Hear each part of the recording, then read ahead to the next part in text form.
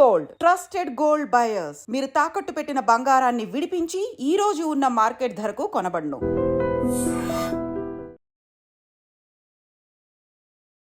సరే, ఇప్పుడు అర్జెంటుగా అందరూ వచ్చేసిన తర్వాత నాకు బాగా వెయిట్ తగ్గిపోవాలి, బాగా బరువు పెరిగిపోయాను. ఇప్పుడు నెక్స్ట్ చూస్తుంటే మనం చిన్నపిల్లల నుంచి కూడా ఒబేసిటీ, ఊబకాయం వచ్చేస్తుంది, వెయిట్ విపరీతంగా పెరిగిపోతున్నారు. మరి మా లాంటి వాళ్ళకి, మా ఐడ్రీమ్ ప్రేక్షకులకి మీ నాటు వైద్యం ద్వారా, కేఎస్ రసూల్ గురూజీ నాటు వైద్యం ద్వారా మీరు ఎటువంటి చిట్కాలు చెప్తారు? చక్కటి ప్రశ్న. ఈరోజు ప్రపంచ దేశాలను కుదిపేసే సమస్య వెయిట్ లాస్. ఆ వెయిట్ లాస్ కోసం ఏవేవో చేసి కొన్నిసార్లు ఫుడ్ తినకుండా హార్ట్ ప్రాబ్లం వచ్చి పోయిన వాళ్ళు ఉన్నారమ్మా.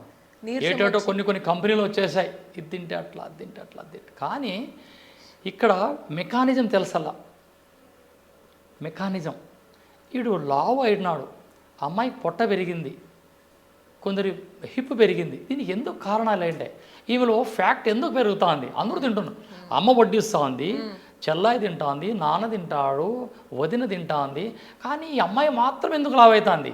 అదే పాత్రలో వండుతుంది, అమ్మ వండుతుంది, పప్పు, అన్నం, మటన్, చికెన్ అన్ని పెడుతుంది. కానీ ఈ అమ్మాయి మాత్రం ఎందుకు లావు పెరుగుతుంది? అవునా? ఇక్కడ మెకానిజం తెలుసల్లా. సో ఈ మెకానిజం తెలుసల్లంటే వీళ్ళు అటువంటి వైద్యులు లేరు. ఎక్కడో ఉన్నారు, పల్లెటూరులో ఉన్నారు, అక్కడికి రాలేరు.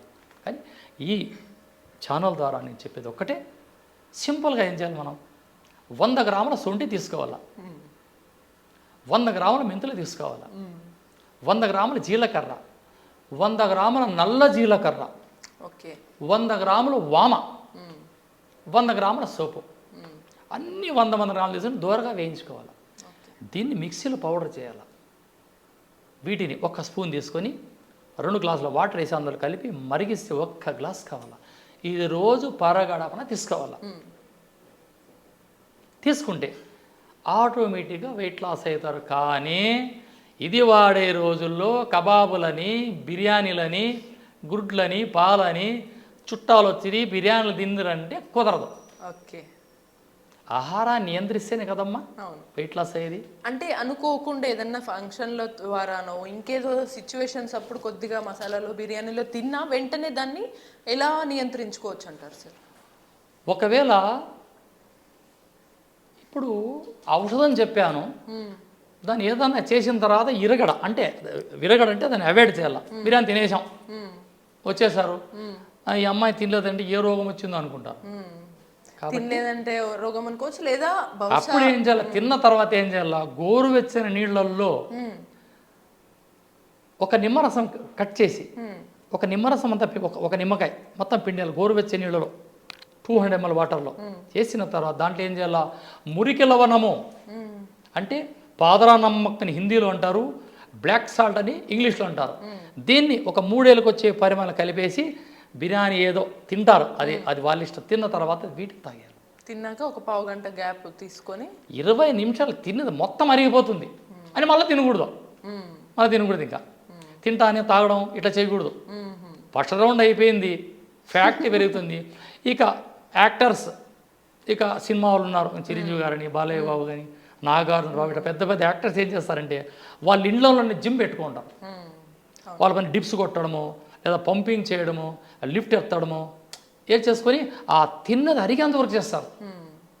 నాగార్జున బాబు ఇలా చేస్తాడు, మాకు తెలుసు. నాగార్జున బాబు అలా చేస్తారు, మాకు తెలుసు. కాబట్టి తిన్న తర్వాత వాళ్ళు మన మాత్రం తింటారు, కానీ మెయింటైన్ చేస్తారు. అది మెయింటైన్ చేయకనే 6 ప్యాక్, నాట్ సింగిల్ ప్యాక్.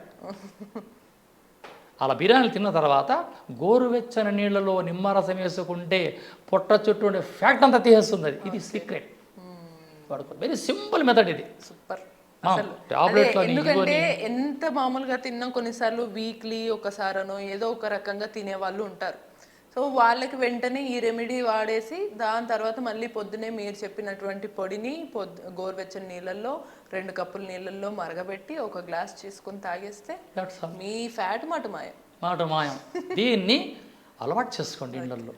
సరే, ఇది ఓన్లీ ఫ్యాట్ పెరిగి ఇలా వచ్చిన వాళ్ళకైనా ఒబేసిటీ ఎవరైనా వాడచ్చు, ఎవరైనా వాడచ్చు. అన్ని ఈ దేహానికి వజ్రంగా మార్చే కవచాలు అన్నీ ఇవి, మామూలు కవచాలు కాదు ఇవి.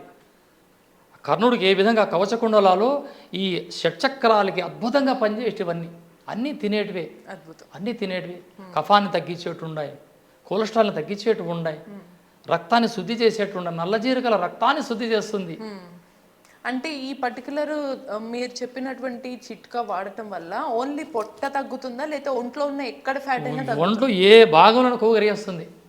అద్భుతమైన రెమెడీ ఇది. Okay sir. చాలా కొందరు ఏం చేస్తారు, గోరువెచ్చని నీళ్ళలో నిమ్మరసం వేసుకొని తాగుతూ ఉంటారు. ఈ విధంగా తాగితే హిప్పులో ఉండే కొవ్వంతా కరిగేస్తుంది. ఇది చాలా అసహ్యంగా ఉంటుంది, వాడచ్చు. ఎటువంటి సైడ్ ఎఫెక్ట్ ఉండదు. కానీ రాత్రిలో మజ్జిగ తినడం, స్వీట్లు తినడం, సద్యాన్నంలో పెరుగేసుకుని తిన్నామంటే మనసు లావైపోతారు, గుర్తుపెట్టుకోండి. అవునా? ఓకే, ఈ విషయం తెలియక చాలా మంది సద్దన్నం రాత్రి చేసిన అన్నం పొద్దున్నే సద్యన్నం దాంట్లో గడ్డ పెరిగేసుకుని తిన్న తర్వాత నిద్ర వస్తుంది. పనుకున్నామా 20 రోజులు చేయండి, కేజీలు పెరిగిపోతారు మనుషులు. అందుకే పెరగకుండా ఉండాలంటే సద్యన్నంలో పెరుగేసుకుంటే లావు అవుతారు, మజ్జిగ వేసుకుంటే సన్నగవుతారు. సద్దన్నంలో వాటే చిట్కా అసలు ఎంత మొత్తం వైస్ వర్స అన్నట్టు అయిపోయింది అనమాట. పెరిగేసుకున్నారా లావు అవుతారు. ఇంకోటి తెలుసునండి, ఒక అమ్మాయి వచ్చింది, అక్కడ కవాలి పడాల. ఆ అమ్మాయి చెప్పిందమ్మా, ఇక్కడ ఒక అతను ఉన్నాడు, ఆయన దగ్గరికి వెళ్తే ఆమెకి ముక్కులో నీళ్ళు గారిపోతున్నాడు, కవాలి చెప్పలేకపోతుంది. మీలాంటి అమ్మాయి గురుగారు అంటే అమ్మ ఇట్లా జరిగింది ప్రాబ్లం. అప్పుడు వెంటనే మా ఆవిడతో అన్నం చెప్పి వేడి అన్నంలో గడ్డపరిగా తినిపించా. తిన్న 3 సెకండ్లో ముక్కులు నీరు ఆగిపోయినాయి. ఇది జీవన విధానాన్ని మార్చుకోవడమే ఈ అమ్మ లాంటి ఆయుర్వేద లక్ష్యం. రైట్. సో మొత్తానికి ఒక వెయిట్ లాస్కి ఒక బంపర్ ఆఫర్ లాగా ఒక మంచి చిట్కా చెప్పారు. డౌట్ వచ్చిందా ఫోన్ చేయండి, సమాధానం చెప్తా. ఇక్కడ ఇంత దూరం 300 కిలోమీటర్లు వచ్చి 400 కిలోమీటర్లు వచ్చి మీడియాకి చెప్పిన చిన్న సందేహం ఏంటంటే, చాలా మంది అనుకుంటారు వెయిట్ లాస్కి ఎన్నెన్నో మార్గాలు ఉన్నాయి, బట్ మీరు చెప్పే చిట్కాలు వాడటం వల్ల ఖచ్చితంగా తగ్గుతామా అని కొందరికి రావచ్చు. ఈ ఆయుర్వేదం రెమెడీస్ ఇట్లాంటివి వాడితే మళ్ళీ లోపల ఇంకేవో వేరే ఇబ్బందులు వస్తాయి కదా అని, అసలు పని చేస్తుందా లేదా అనే క్వశ్చన్ మార్కులు వస్తే వీటికి మీరు ఏం చెప్తారు? సైడ్ ఎఫెక్ట్స్ ఉన్నాయా అంటే? ఇప్పుడు బజార్లో నూనెలో కల్తీ లేదంటారా? టమాటాల్లో వాడుతున్నారు, కల్తీ లేదా? మందులు కొట్టారా? అక్కడికి రావాలండి, ప్రశ్నించవచ్చు, అభ్యంతరం లేదు, దానికి సమాధానం చెప్పగలను. ఇందులో ఏమున్నాయి? సొంటి ఉంది, జీలకర్ర ఉంది, వాము ఉంది, నల్ల జీలకర్ర ఉంది, నల్ల ఉప్పు ఉంది, అన్నీ తినేటివే. ఒక ఏళ్ళు చూపిస్తే వార్నింగ్, 4 ఏళ్ళు చూపి రిక్వెస్ట్, అంతే కదండి. 1 వేలు చూపిస్తే వార్నింగ్, అదే 4 వేల ముందు రిక్వెస్ట్. ఇది రిక్వెస్ట్ కింద పోతుంది.